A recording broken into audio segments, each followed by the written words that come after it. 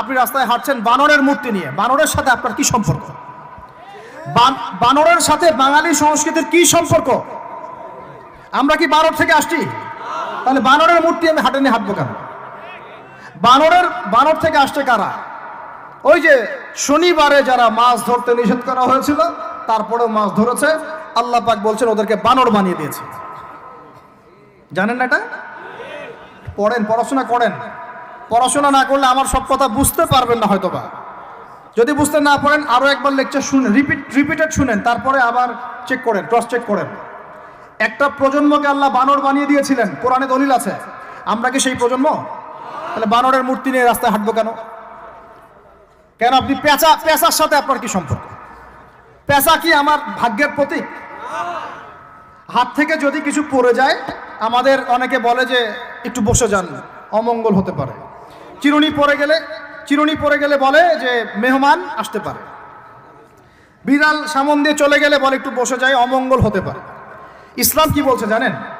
যখনই মনের মধ্যে কোনো কুলক্ষণ আসবে আপনি পড়বেন আল্লাহুম্মা লা তায়রা ইল্লা তায়রুক ওয়ালা খায়রা ইল্লা খায়রুক ওয়ালা ইলাহা গায়রুক। মানে আল্লাহ আপনার দেয়া কল্যাণ ছাড়া কোনো কল্যাণ নাই, আপনার দেয়া অকল্যাণ ছাড়া কোনো অকল্যাণও নাই, আপনি ছাড়া কোনো ইলাহ নাই।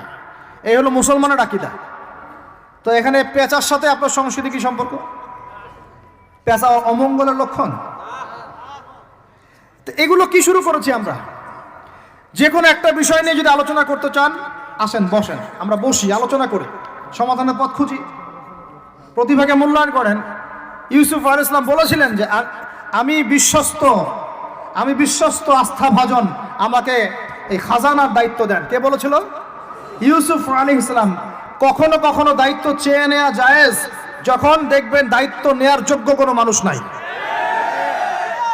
কিন্তু যে পদ্ধতিতে এখন মানুষ দায়িত্ব চাচ্ছে ওই পদ্ধতি তো ইসলাম সমর্থন করছে না।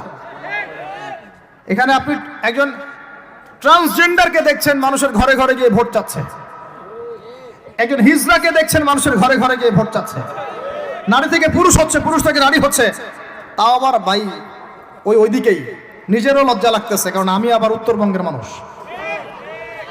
তো এখন কথা হচ্ছে যে এইটা তো সিস্টেম না, প্রতিভাকে মূল্যায়ন করতে হবে। আপনাদেরকে আল্লাহ পাক তৌফিক দান করেন, বলেন আমিন।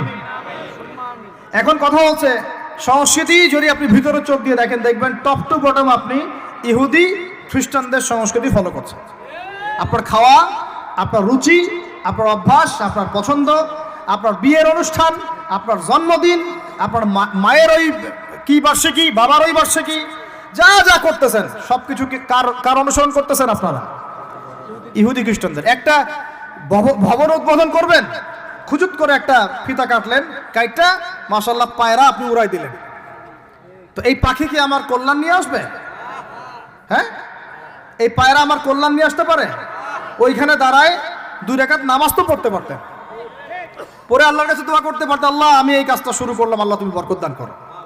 এটা আমার সংস্কৃতি।